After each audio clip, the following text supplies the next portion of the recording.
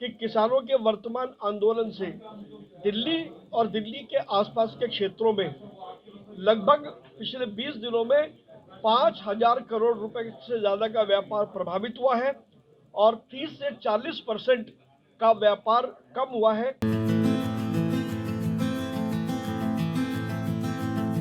News के नाजरीन आदाब। किसान आंदोलन लगातार जारी है। किसान आंदोलन से दिल्ली के व्यापार वर्ग पर अब असर पड़ने लगा है। दवाइयों से भरे ट्रक, कपड़ों से भरे ट्रक और दूसरी ज़रूरी सामान से भरे हुए ट्रक दिल्ली तक नहीं पहुंच पा रहे हैं। दिल्ली का 40% व्यापार नुकसान में किसान आंदोलन की वजह से हुआ। आगे किसान और व्यापारियों के बीच किस तरीके से समन्वय बैठे, आज इसको लेकर के confederation of all India traders ने एक सेमिनार, एक मीटिंग का आयोजन किया, जिसमें सभी व्यापारी वर्ग ने हिस्सा लिया और नरेश सिरोही जी को एक कमेटी बना करके उनका सदन नियुक्त किया। कि किसानों के वर्तमान आंदोलन से दिल्ली और दिल्ली के आसपास के क्षेत्रों में लगभग पिछले 20 दिनों में 5,000 करोड़ रुपए से ज़्यादा का व्यापार प्रभावित हुआ है और 30 से 40% का व्यापार कम हुआ है। उसकी मुख्य जो वजह है कि बॉर्डर से थोड़ा पीछे जाकर के लगभग 30-40% ट्रक जो दिल्ली में सामान लाते हैं या दिल्ली से सामान अन्य राज्यों में लेकर के जाते हैं वो रुके हुए हैं और निश्चित रूप से किसानों को अपने अधिकार के जरिए आंदोलन करने का अधिकार है, लेकिन अन्य वर्गों के अधिकार को भी किसान वंचित न करें, यह कॉन्फ्रेंस का एक विषय सामने आया है। और हमारी कॉन्फ्रेंस ने आज ये एक संयुक्त कमेटी बनाई है जिसमें सभी वर्गों के प्रमुख राष्ट्रीय संगठन शामिल होंगे। देश के बड़े किसान नेता श्री नरेश सिरोही उस कमेटी के अध्यक्ष बनाए गए हैं और बहुत जल्द जो हमारे किसान मित्र आंदोलन की अगुवाई कर रहे हैं उनके साथ बैठ कर के हम बातचीत करेंगे और देश के किसान घाटे की खेती जो कर रहा है उसकी घाटे की खेती को लाभ में कैसे बदला जाए उस पर हम चर्चा करेंगे। और ये भी अंत में निष्कर्ष निकला है कि इस समस्या का हल केवल बातचीत से हो सकता है। तो किसान मित्रों से हमारा निवेदन है कि सरकार के साथ वो लगातार बातचीत करके अपनी समस्या का हल निकाले। अगर हमारे किसी भी व्यापारी को सप्लाई चेन से बाहर निकाला जाएगा तो वो निश्चित रूप से हमारे व्यापारियों के लिए एक बहुत बड़ा प्रश्न है। 3 कृषि बिलों के अंदर ऐसे बहुत से प्रावधान हैं जो देश के लिए बहुत अच्छे हैं, तो हमें उन प्रावधानों का सम्मान करना है और कुछ प्रावधानों में यदि कोई दिक्कत है तो बैठ करके उन प्रावधानों में संशोधन कराना है। तो कुल मिलाकर के ये कोई बहुत आसान मुद्दा नहीं है, लेकिन जैसा आज हमने तय किया कि किसानों के अलावा जो बाकी जितने भी वर्गों के लोग हैं उनकी संयुक्त कमेटी बनेगी और संयुक्त कमेटी के अध्यक्ष नरेश सिरोही जी जो आंदोलन कर रहे किसान है उनसे बातचीत करके जल्द से जल्द एक मीटिंग उनकी होगी और आपस में बातचीत करके समस्या का हल हम निकालेंगे।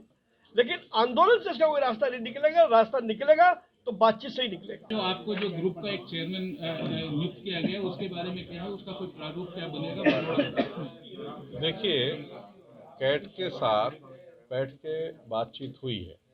ये तीनों जो कानून सरकार लेके आई है ये हर वर्ग को प्रभावित करने वाले हैं। इस देश के खाली किसानों को नहीं, उपभोक्ता को भी प्रभावित करेंगे किसी न किसी रूप में और व्यापारी को भी प्रभावित करेंगे, थोक विक्रेता को भी प्रभावित करेंगे, जो फूड प्रोसेसिंग में लगी हुई इंडस्ट्री है उसको भी प्रभावित करेंगे। और उसके क्या इन तीनों कानूनों के क्या क्या असर पड़ने वाले हैं, हर स्टेक होल्डर अपनी चिंताओं से ये कमेटी जो बनी है अपनी चिंताओं को व्यक्त करेगा। उसमें अगर कहीं सुधार की बात होगी तो सरकार के सामने रखेंगे। इससे सबसे ज़्यादा प्रभावित जो वर्ग है वो किसान है।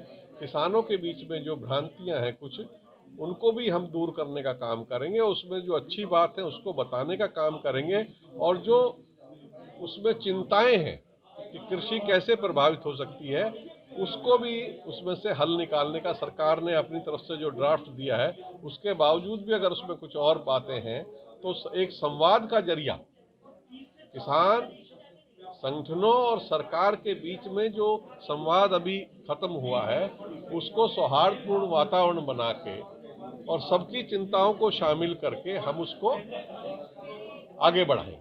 डेडलॉक को तोड़ने के लिए अगर सरकार ऐसा सिस्टम ला सके कि जो किसान को ये 3 नए जो प्रावधान है ये अच्छे लगें, वो उनकी तरफ हो जाएं, और जिनको ये नहीं अच्छे लग रहे हैं तो वो बोले हमें इनको मंजूर नहीं है, तो गवर्नमेंट उसको रिकग्नाइज करे। जैसे इनकम टैक्स की आजकल असेसमेंट होती है, 2 रेजिम में होती है, उसी तरीके से अगर करा जाए तो जो साइड अच्छी होगी लोग अपने आप उसको चुन लेंगे। हमारा ऐसा, मेरा अपनी निजी राय थी जो मैंने यहाँ व्यक्त भी की थी, अब पता नहीं कितने लोगों को समझ आई। तो अगर ऐसा हो जाएगा तो इसका समाधान जल्दी हो जाएगा। जो किसान वर्ग है जो आंदोलन कर रहा है, हाँ जी, उसे कुछ आधुनिक तौर तरीकों को अपनाना चाहिए। हाँ जी, आप कंप्यूटर टेक्नोलॉजी हाँ से जी। जुड़े हुए, उस मार्केट से जुड़े हुए हैं, हाँ जी। तो किस तरीके से आधुनिकता को अपनाए किसान? देखो, आपकी आधुनिक, राय? हमारी राय इस तरीके से आधुनिकता इस तरह आएगी कि ऐप बनाए जाएं लोकलाइज्ड, और उसमें किस किसान को किस समय क्या चीज़ लगानी है उसका एक तरीके से मतलब एडवाइस मिलना चाहिए, और उसके मुताबिक सरकार को एश्योरेंस देनी चाहिए कि उनको टेक्निकल हेल्प भी मिलेगी और मार्केट भी दिलाएंगे। एक ही आदमी एक चीज़ बार बार बो देगा, जैसे धान की और दूसरी फसल की बात हुई, तो उसमें मार्केट डायनेमिक्स प्ले करते हैं और उसको प्रॉपर उसके दाम नहीं मिलते चीज़ के। तो अगर बैलेंस्ड वे में चीज़ लगेगी वो टेक्नोलॉजी से ही लग पाएगी। अब जैसे आप एक ही चीज़ लगाना चाह रहे हैं और दूसरा कहेगा नहीं यार ये तो इतने लोग लगा रहे हैं, आप लगाओगे तो सरप्लस हो जाएगा, तो इसमें टेक्नोलॉजी का पार्ट आएगा। तो बात की जाए, आप कंप्यूटर और मोबाइल टेक्नोलॉजी की थी, इस व्यापार को किसान आंदोलन से अब तक लगभग कितना नुकसान हुआ होगा?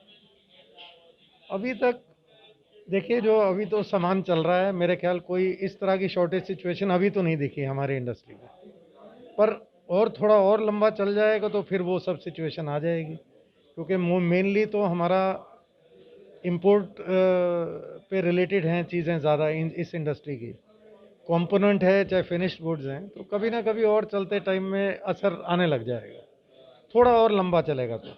अगर किसान आंदोलन लंबा चलता है तो कंप्यूटर मोबाइल इंडस्ट्री से जुड़े हुए व्यापार को भी नुकसान हो सकता है। किसान को आधुनिक टेक्नोलॉजी का इस्तेमाल करना चाहिए। मुल्क डिजिटल युग की ओर जा रहा है, इस बात का ध्यान रखना चाहिए। किसानों के लिए भी ज़रूरी ऐप बनाए सरकार।